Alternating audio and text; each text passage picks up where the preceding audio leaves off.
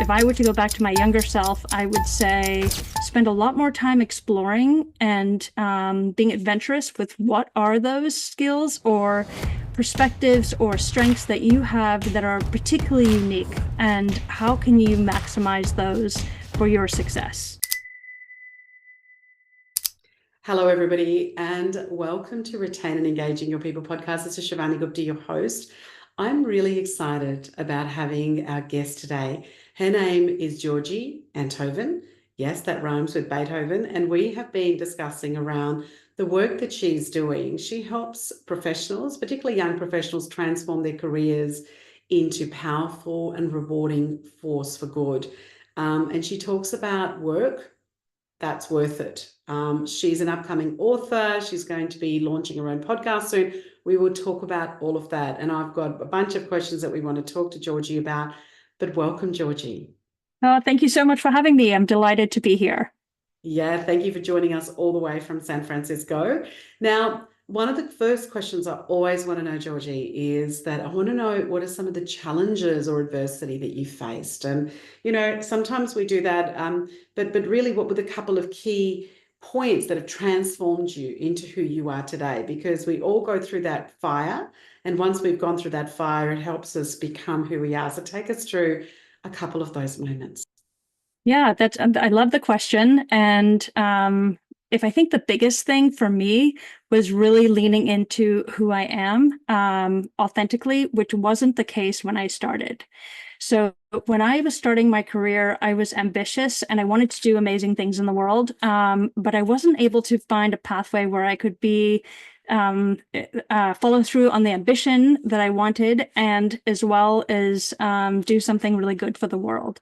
And so I ended up in technology on a career path ladder where I was working long hours, really hard, feeling very satisfied with what I was achieving, but lacking meaning in my work. And I spent the time really focusing on leveling up weaknesses. And so every time I would see something that I wasn't great at, I would just go full force and spend time there. And in my older self, my wiser self, I will say that what I would take from that is, yes, I do think it's important to have a baseline of skills, for instance, Excel or something like that. But spending time leveling up weaknesses is time you're not putting into your real gifts and your real strengths.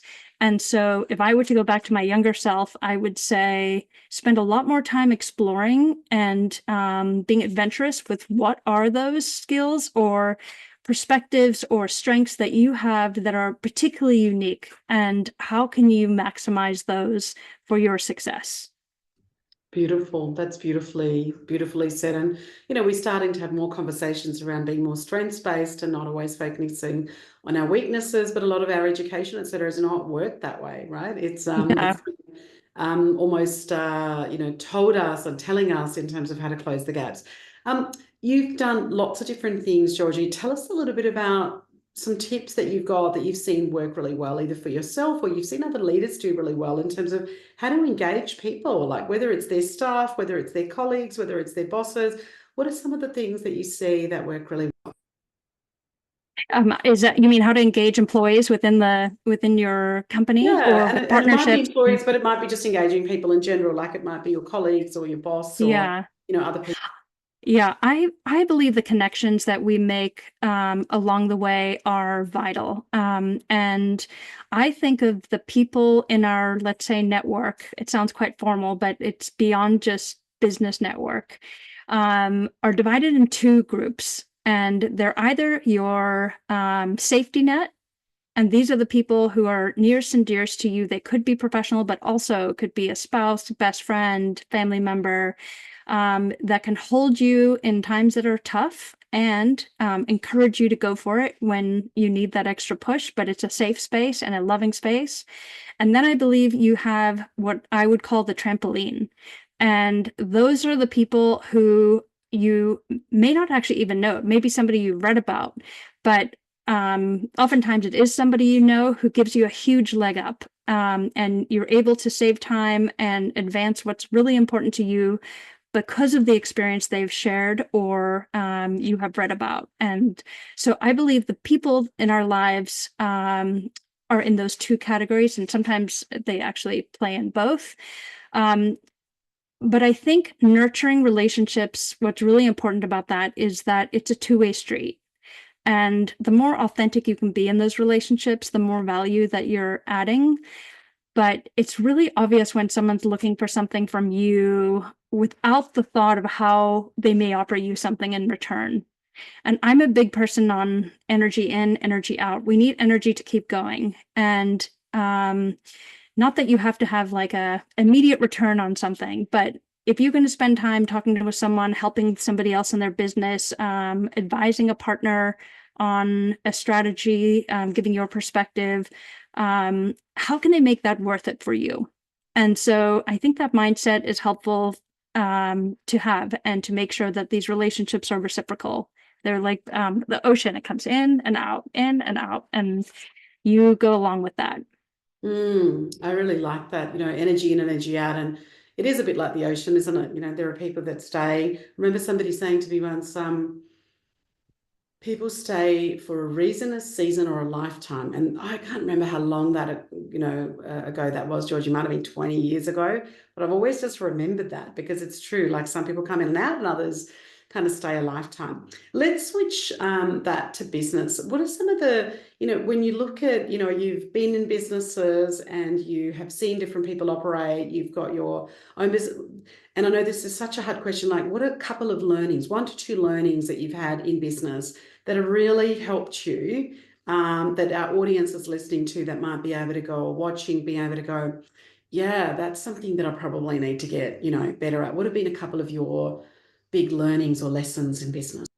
Yeah, I mean, for me, what that is having a really clearly defined personal mission. And that is really knowing why are you getting out of bed? Why are you giving up time with your children? Why are you giving up time on vacation? Why are you giving up time doing all sorts of other things that you could be doing?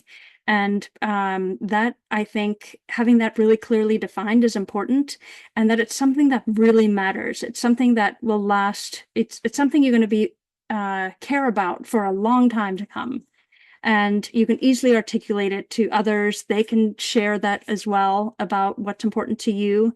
It's something that you would want to be known for. At the end of your life, is this something that people will say, she was X, or she was the expert in, like, if you think of Jane Goodall, I think it's so clear, and what an amazing person, and what an amazing contribution she's had in her life, versus focusing on something that may be more transactional and it's just business. I need something to motivate me, to get me out of bed, and having that as clearly defined is very important. And so many of us are missing that too, right? In terms of, having that feeling like that there is that mission. Yeah, and actually, it's sort of almost like the way that I think about it is, what is your contribution? And so work is not just transacting and getting income from it. It's also much more powerful if you can combine a contribution into what you're doing. Yeah, so true. And so, Georgie, we all have lots of challenges that come our way. You have challenges come your way, whether it's personal, whether it's business, family, etc. Do you have a process? Do you have a ritual? Do you have a system? Like, what do you do when things come your way? I'm always interested in knowing how people break things down when challenges come their way. Yeah. I always tell people who are mission driven that you've really got to learn to face challenges, because especially if you are an activist or a disruptor, you will definitely ruffle feathers. And so sometimes the nicest, kindest people in the world end up in those fields. And that is sort of almost against who they are as people. And they need to learn how to face challenges and conflict. And I think of like challenges as in 2 buckets. Like, it's either you yourself in your own way, or it's something external. And I will say that the external things are much harder to deal with, whether it's systemic racism or women in the workforce. So some of those things are much more challenging. And the way that I think about those is whose shoulders can you stand on to progress something that's important to you just one step further. You don't have to solve the problem. You just have to take it to the next level. And there's lots of people who come before you and stand on their shoulders. You don't need to repeat their work. And so on the external piece, that's how I think of it. On the internal, I I find that many of the young professionals that I have worked with, and including myself, more often we're in our own way than somebody else.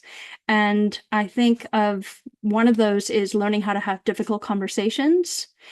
I really am trained in and really believe in nonviolent communications. So it's a whole format strategy on how to have those more difficult conversations.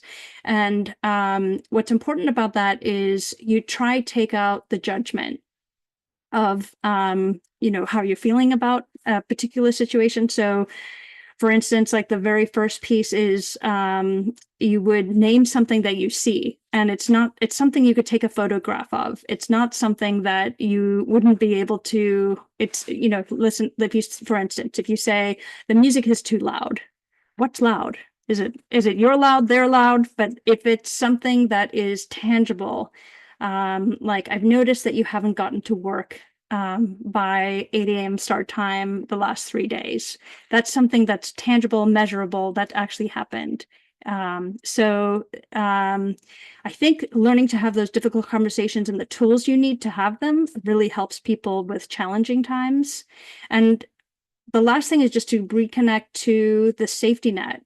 The people in your life, we're all going to go through challenges. So making sure that you're investing in your safety net or the people who are nearest and dearest to you is so important and often so overlooked. And I think there's a lot of statistics to show that old people and also more and more young people do not have those people that they can rely on and feel safe and comfortable with. Yeah, absolutely. Lots of wisdom in what you just shared there, Georgie. Tell us a bit about your future aspirations. What are some of the things that you're wanting to achieve, do? Take us through that. Yeah, I that sounds really fun. I guess I'm doing things that I really care about. So I have a podcast that's just launched, and so I'm really excited about that. That's called Work That's Worth It, and it helps young professionals find interesting role models and pathways doing all sorts of amazing work that combine income and impact. So one of the most delightful parts of that is I get to talk to really amazing people that inspire me. And so that is the first thing that I am growing. And in April, I have my first book coming out, also called Work That's Worth It. And it's a guide for young professionals wanting income and impact. And so that is going to be super exciting. And I have a love of learning, and I am really learning how to put myself behind my work and launch a book, which is a whole new chapter for me. But longer term, I have a vision for how do we get nature into the boardroom, or how do we get nature into the decisions you're making for your business, and how do we help preserve our planet and all its beauty and wonder without destroying it through work and our professional lives. So that is sort of a long-term objective for me, but first I've got lots on my plate in the short term. Yeah, great. Really excited about your book as well as your podcast that's coming up. Second to last question. Mental wellness. What do you do? Do you have rituals, practices, things you do every day, every week, every year? What are some of the things that you do for that self-care, but particularly around mental wellness? Yeah, it's such an important question, and I do have some health training, and what I find really important is that I have a balance of I work, and then I make sure I build in play and time to recharge. And I find that often people think that play and recharge is the same thing. And I made those mistakes early on in my career too, but they're not. And recharge, obviously, it's sleep, but it's also reading a book, listening to music, going for a walk, doing anything that's sort of starting to fill your cup again so that you've got the energy to keep going. And play is different because play could sometimes even be draining, but it's fun. You're laughing, you're enjoying doing something, you're being more childlike. And so for me, for mental health and wellness, I like to make sure that I have those in balance. And I can't say it's the same for everybody, but I know I'm out of balance when I've been doing one of those too much, and it's usually work. And I start to feel like I'm just so much less productive and I can't get to all the things on my list. And that's sort of my insight. And okay, what do I need? Do I need to recharge or do I need to go have some fun? And or both. And so that's kind of how I spend time thinking about it. Yeah, beautiful. Georgie, tell us how people come in contact with you, follow your work, follow about your upcoming book. Where are the best places to find you? Yeah, well, I would love if you came and visit my website, and that is www.georgienthoven.com. And I'll just spell it quickly because it might be confusing, but it's GeorgiEnthoven.com. And you can also find me at Georgi Enthoven on Instagram, and all the information of all the things to come will be on there, and would love to have you part of the community of people who want income and impact. Beautiful. Georgie, all the best for all your future aspirations. Thank you for joining me today. I really appreciate it. Yeah, it's been lovely to be here. Thank you so much. Thank you for tuning in to Engage and Retain People podcast. I hope that today's podcast sparks a new and maybe one idea that you can bring back to your business right away. Take time to connect, listen, and invest in your people because they are your most valuable asset. If you found value in today's conversation, please subscribe and share this episode with other fellow entrepreneurs and business leaders. And don't forget to leave a review. It helps us manage and reach more people just like you. Join us next week for more actionable insights to keep you on the path to engage and retain your people. Until then, keep going. Keep investing in your people and yourself. This is Shivani. Stay inspired.